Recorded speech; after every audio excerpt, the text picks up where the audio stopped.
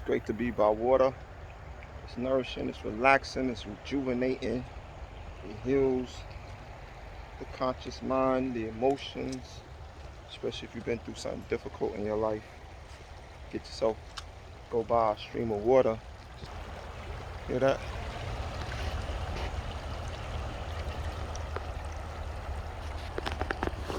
It does something to the psyche.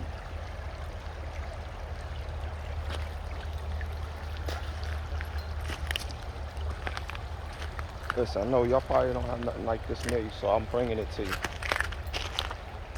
Look at all these shells right here. I don't know what type of animals this was, but damn, this is a whole lot of shells.